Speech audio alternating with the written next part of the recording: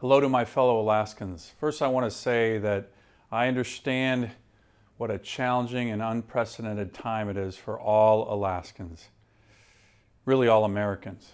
And I want you to know that we are working around the clock to help our state and our country deal with these unprecedented challenges surrounding the coronavirus pandemic that came from China.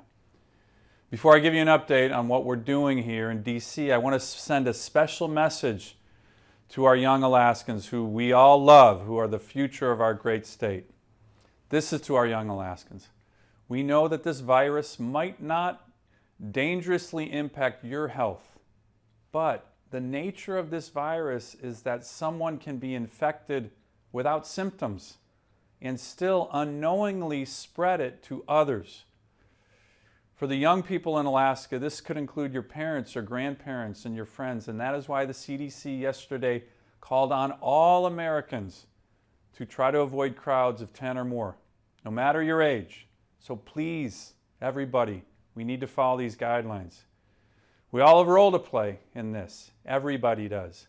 Young Alaskans have an opportunity to really step up here and help their state and their country, and I am very, very confident, because I know so many of them, that our younger generation will rise to this challenge, no doubt about it. So let me quickly update you on what we're doing in DC, working very closely with our local, tribal, and state government to help Alaskans and Americans get through this very challenging time. We are battling this pandemic on many fronts, including the physical health of Alaskans, the well-being of our families and workers, the vitality of different sectors of our economy, and the fiscal stability of the state of Alaska.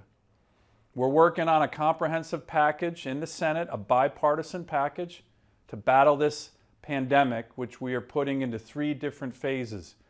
You might have heard that we've already passed an $8.3 billion emergency funding package that the President signed 2 weeks ago to address the health and readiness aspects of the coronavirus.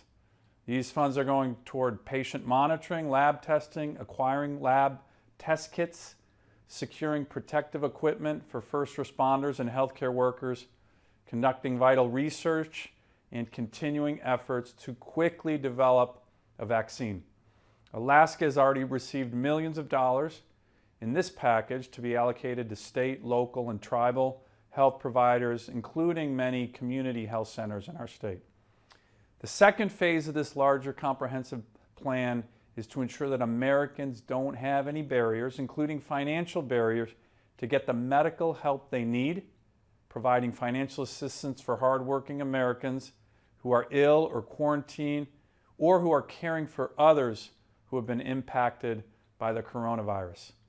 We're working on the details right now of that legislation, and I'm pushing hard to make sure working Alaskans get money in their pockets as soon as possible, and that we're helping parents who have to stay home with their kids, and Alaska's small businesses that I know are severely impacted right now to help them stay afloat. We should be voting on this legislation in the next day or so. I will keep you posted. The third phase is a more comprehensive package focusing on families, communities, and businesses being impacted by this crisis. We have had meetings already putting together this package this week. We're hopeful as well. For example, I and some of my colleagues have been pressing in meetings today, including with the Secretary of the Treasury, for some sort of PFD-like payment to hardworking Alaskans to help get them through these challenging times. I'm also focused on the fundamentals of Alaska's economy, and as all Alaskans know, the energy sector is a critical component of our economy, and it's critical that we do all we can to help shore up and stabilize that market.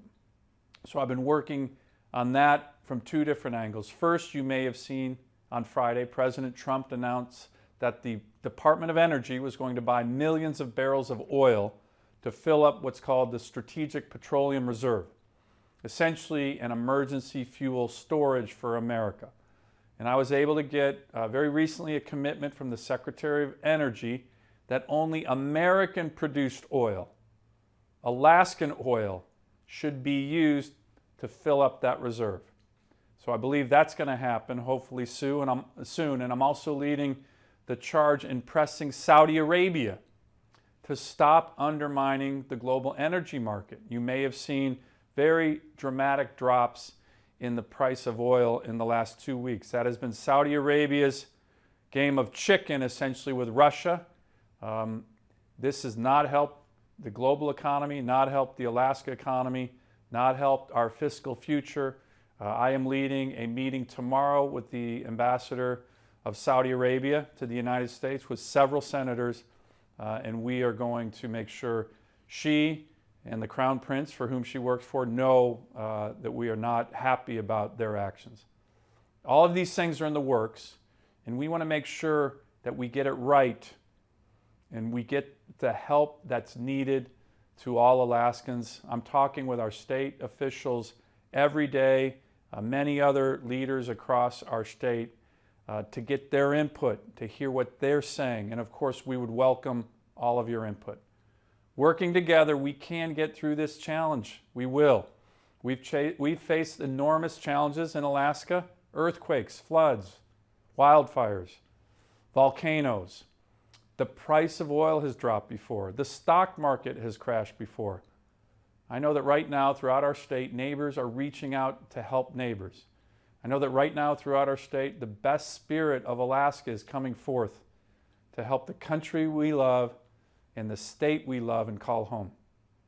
I know that many of us, including my staff, have been told by health experts to telework. And we thank all of them for continuing to work where they can and how they can, not in their offices. But I want to say a special thank you to important, really critical work that Alaskans provide for our state, really drive our state's economy, who don't have that option of teleworking. Our first responders, the men and women who work at our ports, the people who keep our communities running, pharmacies, grocery stores, our fishermen, our oil and gas workers, our truck drivers, our medical professionals who care for the sick and elderly, and of course the men and women in the U.S. military. All of you, we want to thank you. The list goes on, but we really want to thank you for all you're doing and continuing to do. Certainly from the bottom of my heart, I thank you. There will be more challenges awaiting us for Alaska, for America, but working together, Alaskans helping Alaskans, we've come through challenges before. We've come through stronger, and we'll come through this challenge stronger. We are the most resilient people on the planet, and we'll get through this, Alaska. We'll get through it stronger and more resilient.